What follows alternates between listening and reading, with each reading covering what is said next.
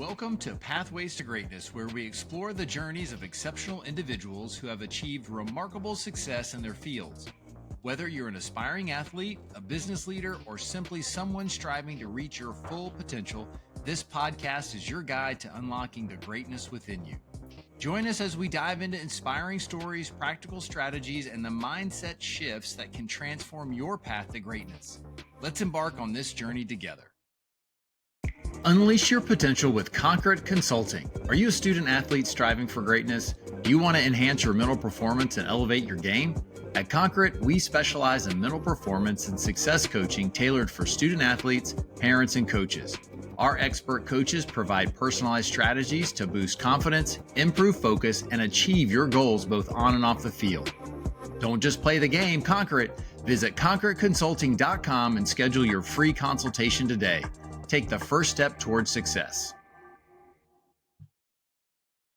Well, I got to say, you're going to enjoy this one. I know I say that for all of them, but hey, I was so excited. I forgot to say it's Jeff, and this is Pathways to Greatness podcast.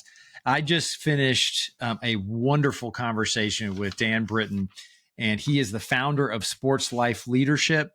And it's so interesting. His warning label is fast and furious, and you'll understand, but it's infectious as well. He has a lot of energy, a lot of information, a lot of life experiences that he just puts in such a great way that gets you excited, that educates you, and will help you move forward in certain situations. And so I'm not going to go through all the different things that Dan and I talk about, because I want you to listen to it all.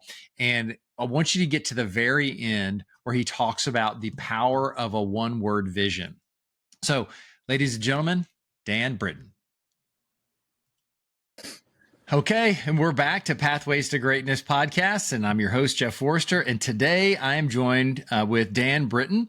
And I met Dan just now, but I was connected with him through a good friend of the show, John Shibley. I know I've been on his show. He's been on my show, and he had a conversation with Dan and said, you have to meet him. So made the connection, and here we are. So Dan, welcome to the show. Hey, it's good to meet a new friend. Yeah, I like that. I like that. That's been the one blessing out of this is, I know I have an audience that listens and gathers and gains a lot of good pearls from the conversations, but it all stems to me, enriching my life with every single one of these conversations that I have. So thank you. Yeah, I do a lot of different interviews and podcasts, and it seems like the Lord puts people together who he wants to bring together. It's his divine plan. That's right. Well, mine may start out a little different than some of the other podcasts that you've been on. So I like to start with a game called Would You Rather. You ready? Oh, I play this game with our kids all the time. So I can come up with some good Would You Rather questions. So good. You might have to throw some back at me. It's okay. Yeah. Like I told you, I'm a free spirit when it comes to this show.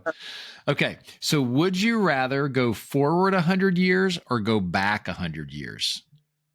I would much rather go forward 100 years.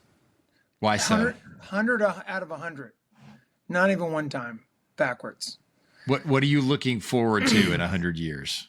I'm the type of guy, as people go, oh, I watched that movie 5 times. No, I don't care how great the movie is. I watch it one time. I am forward thinking, vision focused, climb the next mountain. What's around the corner? God's got something great ahead. The best is yet to come. I am forward thinking all the time. Now, I value the past. I remember the past. God's word always said to the Israelites, remember, because they forgot. And, so it's very important to reflect and remember, right? You got to reflect and remember. It's kind of the two-sided coin.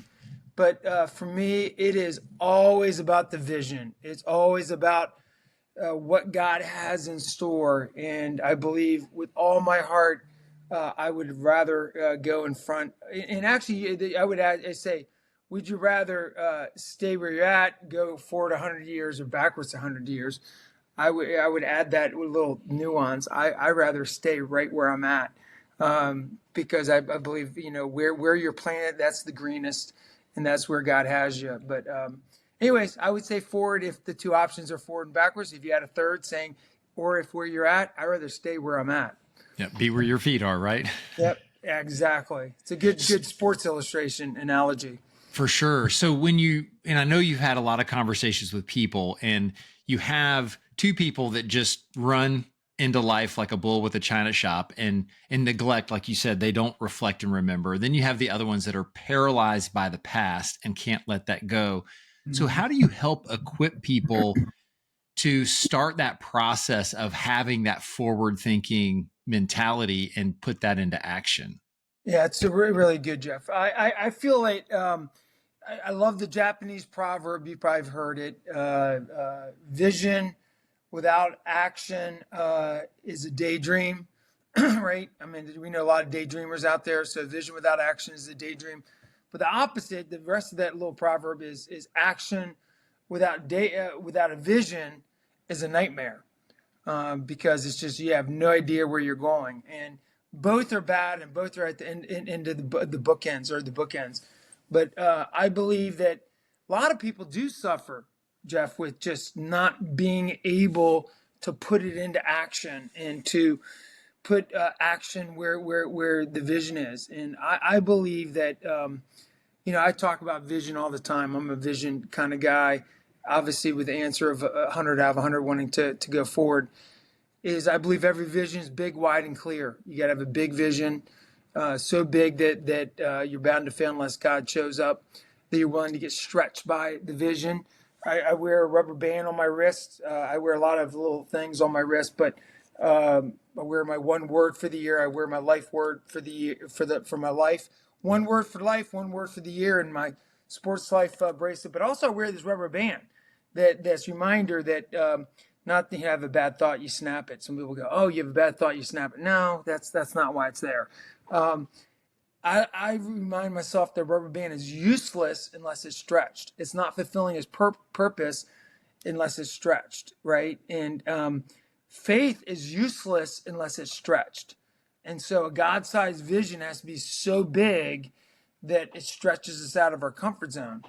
It's funny. I just recently thought about this. I was with a friend. I said, if you get stretched outside of your comfort zone, I don't think you go back to your original comfort zone.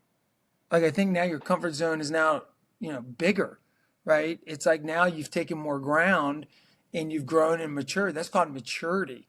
So again, it's got to be big and it's got to be wide enough to include other people. A vision is not about yourself. I think a lot of people struggle with the vision because they draw a circle around themselves and they get in it. It's like, it's my vision, me, my, and I. You hear people talk about their vision. It's like, I got a vision, my vision, me, my, I.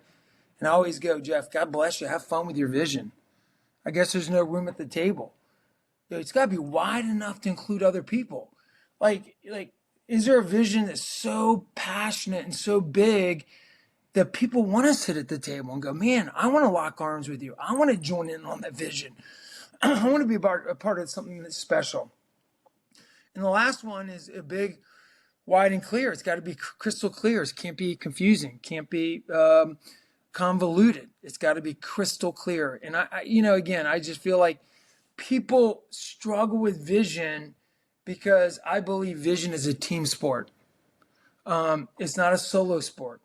All my sports I played were team sports. I got into running after I played competition, all football, basketball, lacrosse. And I love running, but man, team sport, there's something about the camaraderie. And vision is a team sport that you're actually doing vision with other people. And I think, unfortunately, most people attack vision like, God gave me a vision, and now I'm going to go do it. And it's like, well, what about other people? Can I be a part of that? Amos, I think it's Amos 3:7 says, surely the sovereign Lord will reveal his plans to his servants. And the sovereign Lord would do nothing without first revealing his plans to his sovereign servants. And think about it. God will do nothing unless he reveals it not to the servant, but to his servant. So if he's speaking to me, he's speaking to you, Jeff. It's not like this isolated, independent, silo vision. It is a vision that includes God's people. And if God is imparting a vision to you, and it's a God-sized vision, it's got to be big, wide, and clear, then it's a team sport. It's going to include people. All in the Bible, God's vision and plans always about us and we, not me and I. In today's world, in the church, it's all about me, I, self, not we. Let's do this together. Let's lock arms and see the kingdom come here on earth together. It's the power of with. I believe the power of with. I believe, rows are great. We sit in rows for teaching. Circles are even more powerful than rows, right? Circling up in small groups. But even more powerful than circles is face-to-face, what we're doing kind of now with Zoom. And face-to-face is great. But you know what trumps even face-to-face and circles and rows? Shoulder to shoulder. It's the power of with. It's going with someone. And that's what vision is. Vision is the power of with. I love that. And what's so, I guess, prominent in that you said is around the with is anytime we're with people and we have a great event or a tragic event, it's the people that you're with that you have that connection. And almost every single athlete, every single military personnel, first responder, when they leave that role, the first thing and the greatest thing that they missed is like, yeah, sure, we missed the competition. I missed the locker room. I miss the people that I'm with, the people that I went into battle with are the ones that I miss the most. So it just really resonates strongly with that. Yeah, and just think about it. I this last weekend, I got together with my college roommates. We haven't been together since 1996. Shame on us. Now, we've been together individually, but the four of us all getting together was last time at one of their weddings that we had in 96. And so I said, guys, let's go to Arkansas. I got a friend who has a cabin off the grid, and we're going to fish, do four-wheeling. We're going to sit beside the fire. We're going to cook some steaks on the grill. And, we had some phenomenal experiences. But really, it's the people, not the experiences, not what the activities. We jumped off waterfalls. We went swimming. We went four-wheeling, exploring, caving. Those were great. But it's the people, not everything else, right? And that's what you're talking about. Yep. Amen. Perfect. Okay. Second question. This is what I love about these questions. Okay. So would you rather always know the right answer or always make the right decision? I would, it's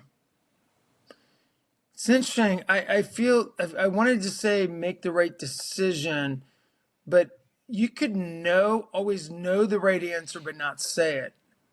It's interesting. Like, the thing is, if you always know the right answer, is that wisdom? And wisdom is always not speaking up and being a know-it-all.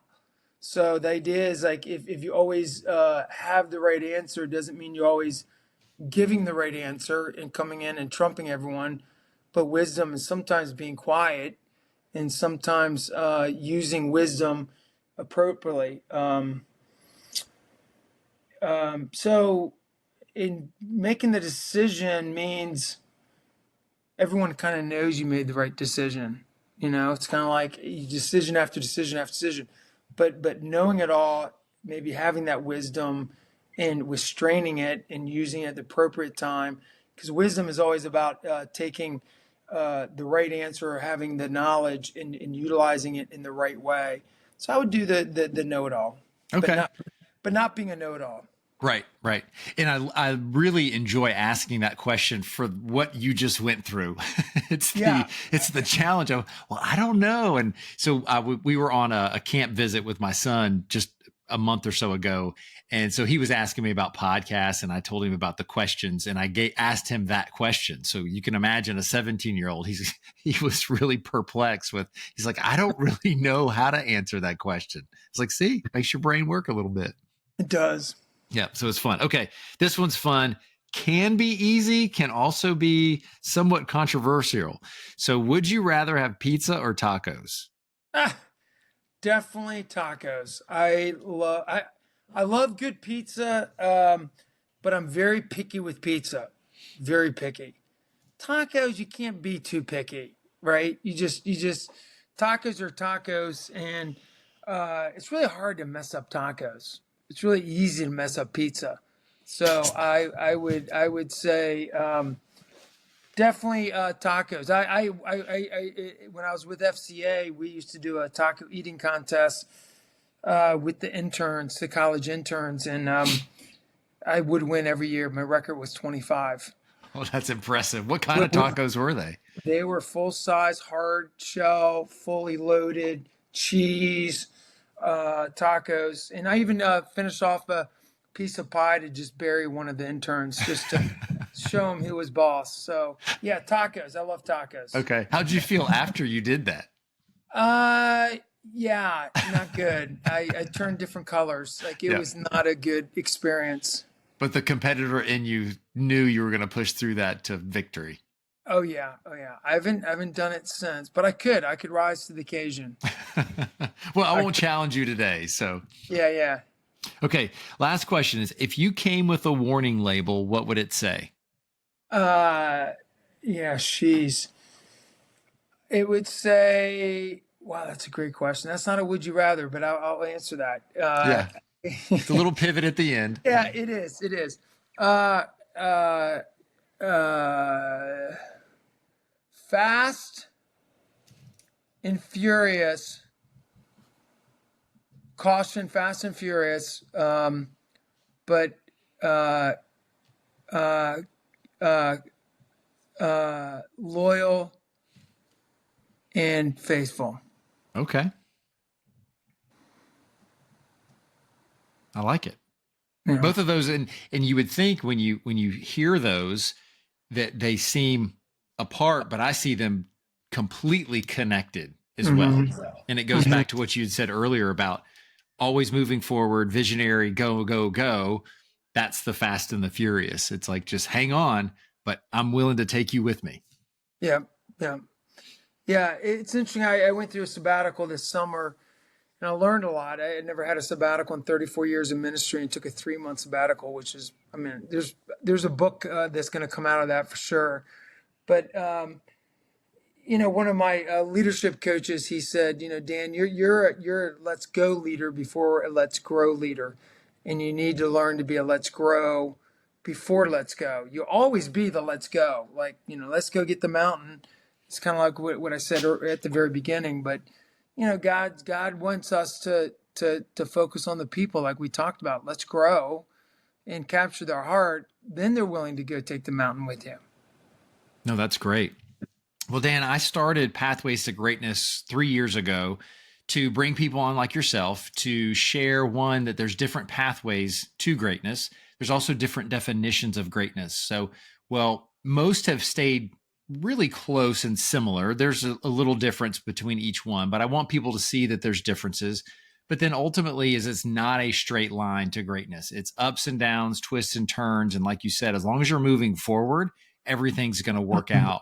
And ultimately, I just don't want people to quit. So I like to equip them with things of how they can manage through life, how they can get through the things that they're going through.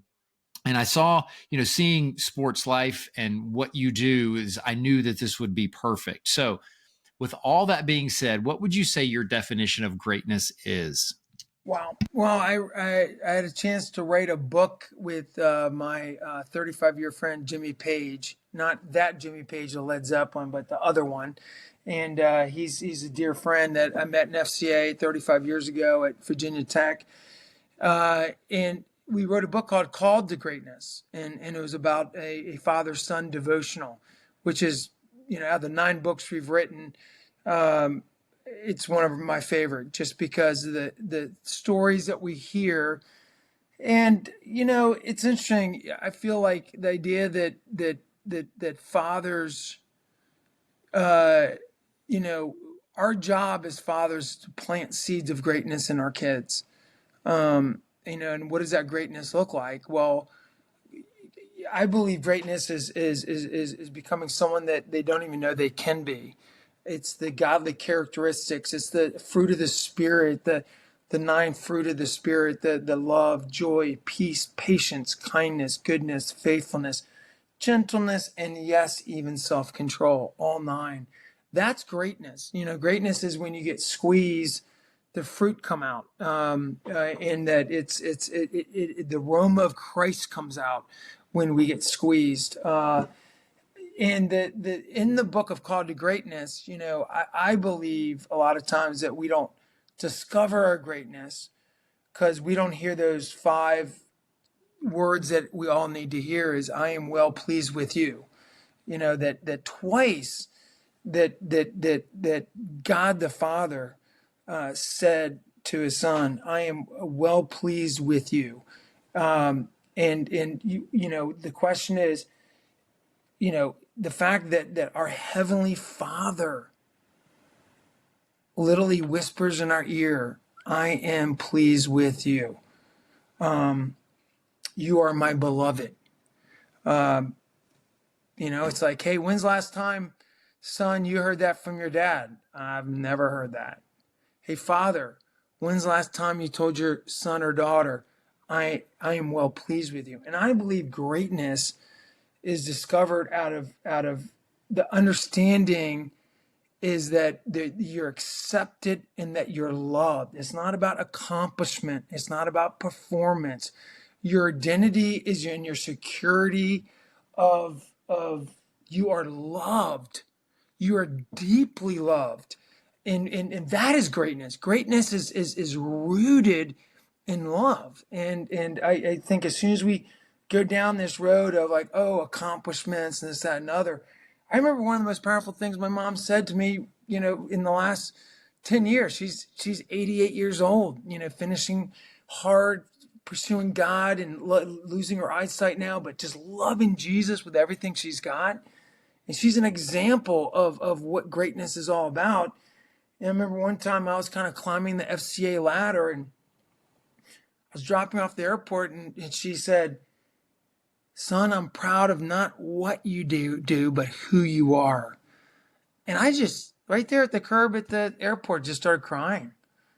Just those words of affirmation from my mother, that it's who I am, not what I do. That's greatness, is discovered in that. And it's really in those 5 words, I am well pleased with you.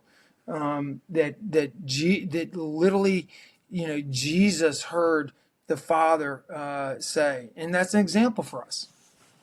I love that. I absolutely love that because for the listeners, if you haven't heard anybody say that, just listen to Dan say it again, because not only is he directing that and having this conversation with me, but that you need to hear that. You need to soak that in, because our Heavenly Father does love us. He is pleased with us. And that's, like you said, that's where our identity needs to be rooted.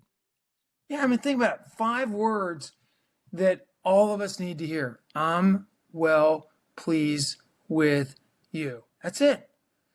Now, the question is, if we long for our Father in heaven to say, the God of the universe to utter those words to us, imagine what our family members long to hear those words from us as the earthly fathers and mothers. Yeah, for sure. Well, everybody, I know I haven't introduced Dan, and here we are 20 minutes into it. I want to be respectful of everybody's time. But this is Dan Britton, and so he's the founder of Sports Life Leadership. He was 34 years serving with FCA, which everybody knows is near and dear to my heart. Author of 9 books, a Christian husband, father, grandfather, speaker, author. I think I have dot, dot, dot. It could just keep going on and on. And he's already explained that he's a visionary and he's fast and furious. And so I wanted, Dan, a little bit of one, you've shared so much wisdom so far. I really enjoy you telling the audience a little bit more about what sports life is, and then we'll continue to ask questions through that. Sure. I got involved in Fellowship Christian Athletes in college. I went to University of Delaware, played lacrosse there. Always dreamed about playing Division I lacrosse. I have two older brothers. I have a dad. Dad was an All-American lacrosse player at the Naval Academy back in the 50s. He played against the famous Jim Brown. They say that Jim Brown was a better lacrosse player than he was a football player as a running back. But anyways, kind of grew up with a lacrosse stick in the crib and always dreamed about playing the sport I loved in college, and got that opportunity at University of Delaware, and found a little small FCA chapter up there, Jeff. Just met them Thursday nights at Carpenter Sports Building, and every Thursday would go, and there'd be 10 athletes, 8 football players, 1 lacrosse guy, me, and 1 swimmer. She was the odd person out. God bless her, she hung in there. But, saw that little chapter grow to, over 4 years to like 50, 60 kids, and we're having outreaches and campus impact, and that really became a lifesaver for me. I grew up in a Christian home, accepted Christ at a young age, but I would say once I went to college, my faith became mine. Just as we see, either you chuck it or it grows. It's like, hey, either we put it in our back pocket or it becomes a driving force for us. Well, it became the driving force for me.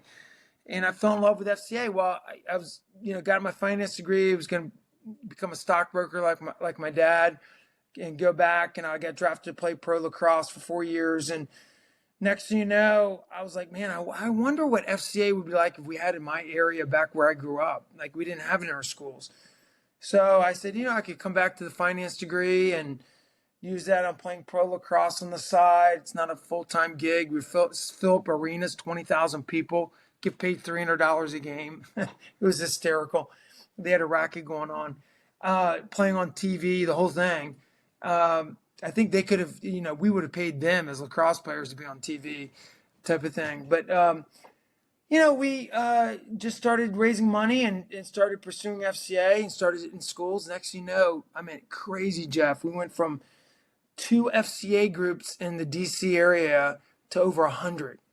2 kids to camp to over 1,000 kids to camp. 40,000 people involved, 17, 18 staff, 7 offices. Like, God just really grew the area and really saw God do something supernatural. And then in 2002, the support center in Kansas City called and said, hey, we want you to come to Kansas City. I thought I was going to Africa from DC. And we moved our family to Kansas City. My whole family, my wife's whole family was from DC. We cut the cord, and we were the rebellious ones. And we came to Kansas City with 3 young kids, 8, 6, and 4, and left our family, left the sport of lacrosse. Didn't have lacrosse out here, and started a new assignment, and then shortly started seeing FCA grow here. Then they asked me to take international. At the time, 10 years ago, it was 1 country, and the task was to grow it, and we grew it to 116 countries.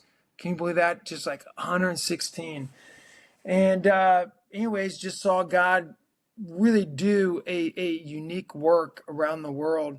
Traveled over 60 countries. I went from a non-traveler to being a veteran traveler, and then a year ago, our leadership differences just kind of came obvious that it was really good that I was able to do what God was putting in my heart. And it was hard, it was painful. Wish it could have been done differently, but God has a special plan in it all, and just really saw God work supernaturally in my life. Read a book called Leadership Pain, which is a phenomenal book. You talked about if you aren't bleeding, you're not leading. I was like, man, I'm bleeding. I guess I am leading. And he called it Bleedership, not leadership. And just as I dug into that book, I was in sabbatical and just really searching. I realized that FCA combined two of my passions, faith and sports. And I would say that all the time: take faith, take sports, put them together. You got FCA. It's like a perfect blend. But Jeff, what I never would say is it combined my three passions: faith, sports, and leadership. I never once said that. Now does FCA do leadership? Yes, but are they a leadership development ministry? No, they're a sports ministry. And I just thought, man, there's a need, that there's a crisis in the church, there's a crisis in sports, and there's a crisis in leadership. I mean, you just look around. Leaders are failing all the time. The church is imploding, and sports is just turn on the TV on the weekend and you see the pain and the ugliness of sports. And there's a crisis in all three. And I said, man, those three are my passions: faith, sports, and leadership. Well, God birthed this concept: sports, life. Life is faith, sports, life, leadership. And our vision is to infuse life into the world of sports, one leader at a time. And the way we do that, our mission is to serve sports leaders with world-class, Christ-centered training, resources, and programs, TRP. Train the heart, resource the hands, and mobilize the feet into programs. And we're just seeing incredible things. So I left FCA August 1, took in our first check August 9th, and here we are, 10 months later, and we're at 17 staff and already seen God grow around the world. And we're just trying to hold on to his coattails. I never imagined. Like, I thought, hey, year one, it was still me. And I survived 1 year by myself, leaving one of the largest ministries in the world and kind of just transitioning out. I would be, thank you, Jesus. And next thing you know, call, people. I didn't even recruit anyone. Next thing you know, people are calling like, Dan, what are you doing? Tell them I want to join you. I'm not hiring. No, I'm going to join you. I'm going to raise my support. I want to join you. Okay. Mark Stevens joined in October. Then we had 6 people join in November, and then 2 more in January. And it's literally blown up. And then just July 1st, my best friend for 35 years, I've written 9 books with, Jimmy Page, is joining us as our chief leadership officer. Started yesterday. And then Brandon Slay is our wrestling director. He was Olympic gold medalist and Wharton Business School grad, Dallas Theological grad. He started as a wrestling director July 1st. And so God is just bringing incredible men and women as we're looking down the road the next 100 years. Down the road. I think I heard that before. Yep. Not backwards 100 years. I know where I've been 100 years ago, but we're looking forward 100 years. And I tell you, I just want to leave something for someone else that's great. Talk about greatness that's beyond me. And I always say, we have the book, our first book we wrote was Wisdom Walks. We say true fruit grows on true fruit is fruit that grows on other people's trees. The ultimate fruit isn't like, hey, come look at me. Look at all the fruit I did. Look at all the impact I had.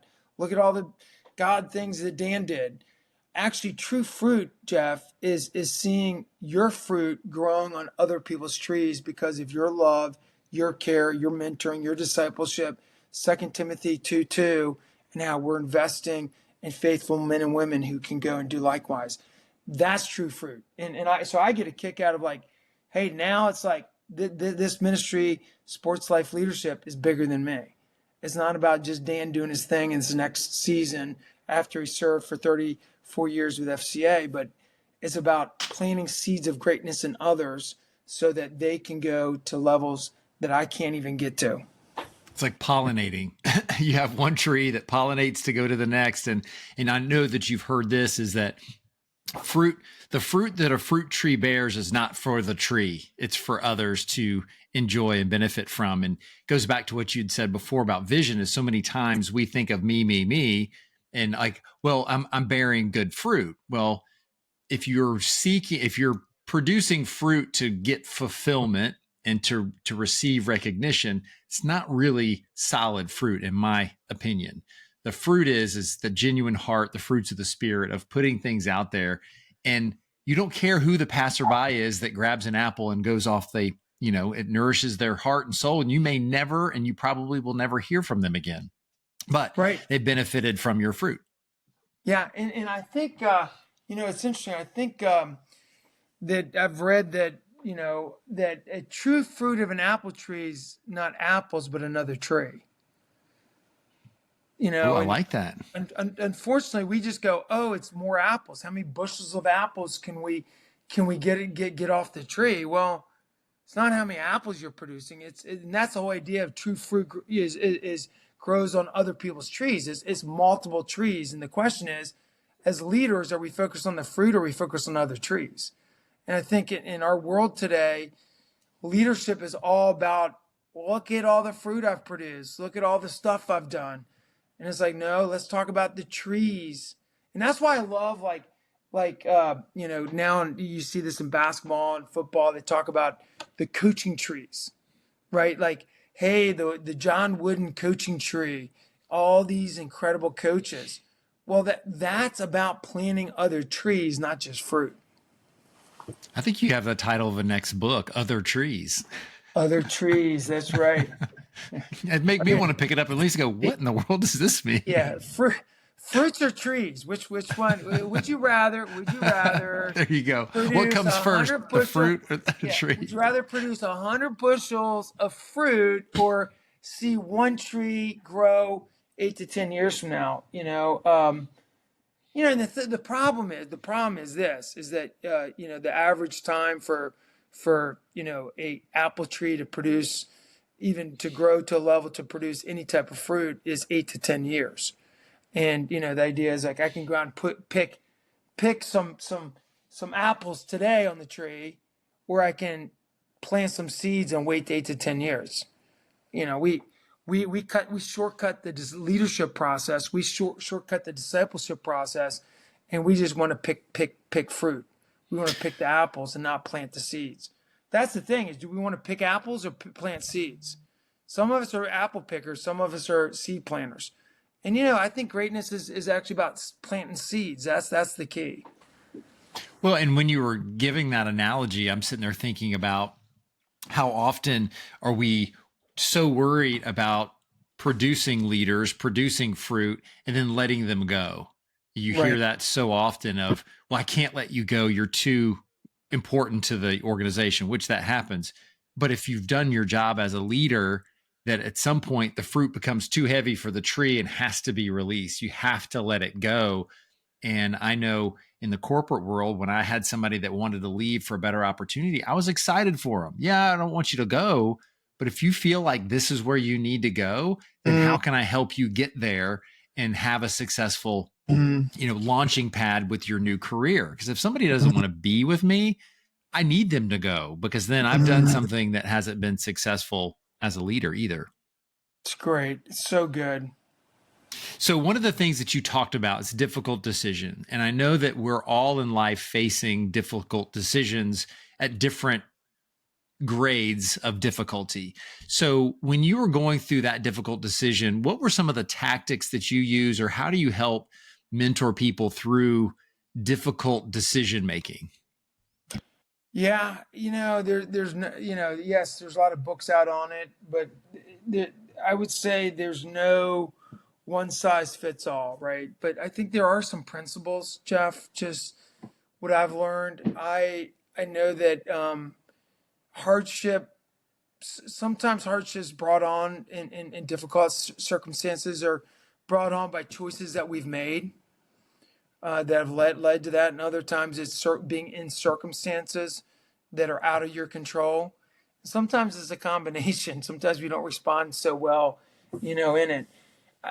I would say this is that it's not a question of if, it's when. And we've heard that you're either going into a storm, you're in a storm, or coming out of a storm, and so you're at one of those three stages.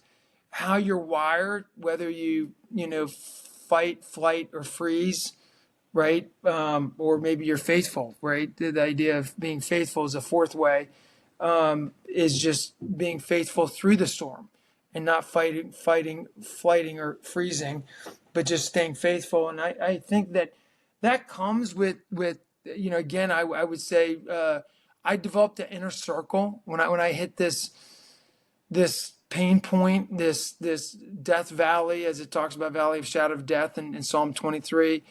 Um, Jimmy is kind of like my, again, in Wisdom Walks, we talk about four key relationships. You're the walker. You have warriors, one or two warriors to your left or right. You have a watchman above you, who's a Paul, mentor, discipler.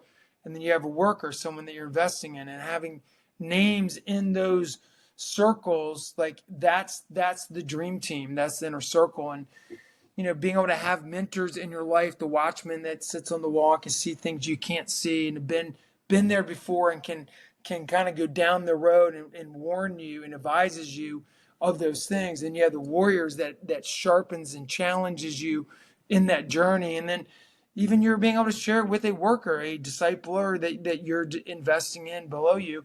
And then you as the walker's the middle. Like you're a part of the dream team. Partly is like, you're not the coach or the manager of the dream team. You're a player on the dream team.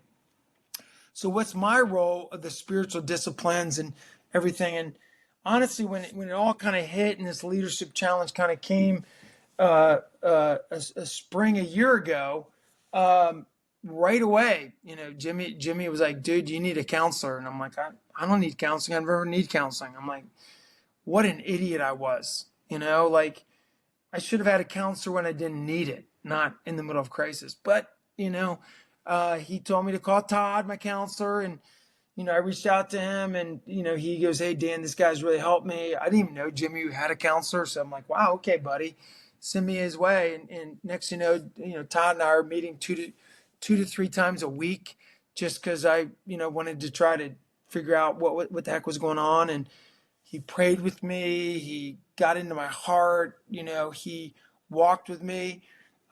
Jimmy was, so Todd was a watchman. I had another guy who was a leadership coach, my friend Dan, who I've known for, over 20 years. He is at a season above me, and he's a leadership guru and has led top churches and traveled around the world teaching on leadership. He became my leadership coach. So I had Todd, my spiritual director. I had Dan, my leadership coach, and then I had Jimmy. Jimmy was that guy I talked to 2-3 times a day, so I wouldn't end up in a ditch with a needle in my arm. Like he every time I called him, he would pick up. Like I am sure he was in the middle of dinner with his wife, and he'd be like, "Hey, Dan, crisis, Dan calling again," and he was just available to me as a warrior. So I had a couple watchmen in my life. I assembled this inner circle that and then Ty, it was funny. I didn't know any difference. I never had a counselor, and after about 3 months in, Todd goes, Dan, like you're different, and I'm like, gosh darn it, I wanted to just blend in. Why am I different? Like why am I always the guy that stands out, the guy that's 100 years ahead, And he goes, no, like you do everything I say. And I'm like, what do you mean? People don't do what you say? Like you're the spiritual director, like you're the guy helping. Like why would someone not do what you said? And he goes, they don't. He goes, like everything I tell you to do, like, hey, stop doing this and do this, and hey, try this, and hey, maybe this in your spiritual disciplines, and change your routine, and hey, maybe try this, and like he goes, it's kind of scary. And I go, well, that's what I'm paying you for. I mean, you're my spiritual director. Like, why would I pay you money and not do what you say? And I go, Todd, I quote you more than anyone I quote besides Jesus, like in the Bible, like you're like right there.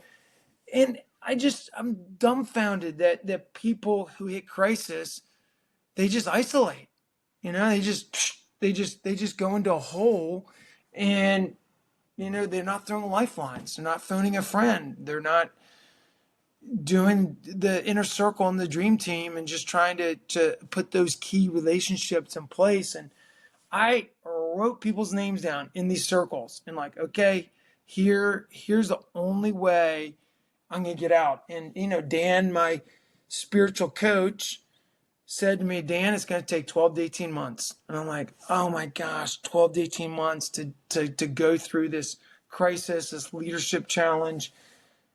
Like, I don't have 12 to 18 months. And he goes, it's going to not mean you're not going to be productive, but it's going to be 12. And guess what? we are right there. And it's like, he was spot on. It took counseling, it took sabbatical, it took changing my spiritual disciplines, it took putting people in my life. I got an appointment with my, Todd tomorrow, just as a check-in, just make sure we're moving forward in the right direction. And I just find, like, Jeff, what are we willing to do to take those steps as leaders when you hit crisis, and be vulnerable, right? And be transparent. I call it hot communication, honest, open, and transparent. We got to be hot in communication. And unfortunately, we run from that. We don't want to be honest. We kind of skim. We don't want to be open. We're closed, and we don't want to be transparent. And I just go, hey, great leaders you don't put stuff under the table. They always put stuff on the table. And we just got to be, on the table type leaders. That's all valuable stuff. So for audience, if you missed any of it or you were writing it, rewind, because it's so extremely valuable. There's so many points in there, is, not only surrounding yourself with the right people. That's critical, because we're built for community. We're built to not do life alone. The cowboy riding by himself into the sunset is a lie that I think the devil wants us to believe, that yes, you can do it alone. It's cool. It's tough. Just, pull yourself up by your bootstraps and go on. It's a lot easier if you lift your hand up and have somebody help you stand up. The other part that I really want everybody to focus in on what Dan said, is that he put things into action from people that he trusted. So how many times do we listen to podcasts? Do we read books? Do you read the Bible? It's telling you what to do, and yet you choose to go the other way, or just be just neutral in what you do. Because if he didn't take action, he wouldn't have gotten to the point where he is today. And some of his circle may have walked away saying, well, what's the point of me even spending time with you if you're not even willing to change the pattern that you're on? Amen. I want to learn from other people's mistakes. I want to learn from other people's experience. That's wisdom, is go, hey, I'm going to learn from your mistakes, not just my own mistakes, but, learn to experience and evaluate that experience and glean from that. And man, I love asking questions. I want to be, my friend Mark Stevens talks about in his book, The Coach Approach, being a legendary listener, and also be a inquisitive questioner. That they kind of get tied together, right? And you have to zip the lip to have big ears to listen to the advice that's happening and absorb it. And then also you got to ask good questions, be a inquisitive questioner. My linebacker football coach, Coach Gary Gardner, would say, Danny, did you listen to me or did you hear me? And I'm like, I don't know the answer to that. I wasn't listening or hearing. How about that? And I would get in trouble. But you can, hearing is regurgitating. Listening is actually understanding what was said, and listening always trumps just the hearing. I hear what you say, but listening actually puts it into action. I'll never forget Coach Gardner. He wanted us to listen to him, just not hear his words, but to listen and put into action what he's trying to help us as linebacker coach. And that's what I believe. That's what I've always grown up with, Jeff, is I want to be a legendary listener. Could you imagine that someone goes, man, Dan, you're a legendary listener. Jeff, you're a legendary listener. Like, check. Like, that's the Oscar. Like, I talk about reaching greatness, is you're a legendary listener. Yeah, that's awesome. Well, Dan, I want to be very respectful of your time. We're getting close to the hour. I could sit here and listen to all of the things that you have to say for several more hours, but we won't. I won't put you through that. What would be something you'd like to leave the audience with today? I would say this. One of the things that over the years I would say, we kind of talked, it was great, the ground that we covered at the beginning all the way to now is we talked about greatness and defining greatness, and even the would you rather questions, and just diving into kind of crisis and trials and all that kind of stuff. I would say that, one of the things over my 35 years of doing full-time ministry, leadership development, I think people get lost and things get confusing. And this is what I would say. The greatest leaders put the cookies on the bottom shelf. It's we drift to complexity, but we drive to simplicity. And I find all the time organizations and people just over time, just any old dead fish can go with the flow. And next thing you know, you wake up, Jeff, one more rock in the backpack, one more rock in the back. Hey, more responsibility, more expectations, more eyes are looking at you. And all of a sudden we wake up and we're like, how the heck did we get here? I could just feel overwhelmed. I'm busy beyond belief. We go, go, go, do, and it's all do, right? It's all for nothing. And it's we need to drive to simplicity. So one of the things that we do is we wrote a book called One Word. It's one word that'll change your life. It's developing a one word vision for the year. And I think out of everything that I've done in leadership, this is the key. Like, yes, just getting your face in the book, becoming more like Jesus, but actually a leadership principle for your pathways to greatness is, I think a pathway to greatness is having a one word vision statement for the year that all other things hang off of. And listen, the one word is the chapters to the story. Each year is a chapter to the story as a standalone. Ups and downs, valleys and mountaintops. And this year, what do you know? I last year was the hardest year of my life, 2024. And before even 2024 was difficult, because it didn't even hit until spring. My word was battle.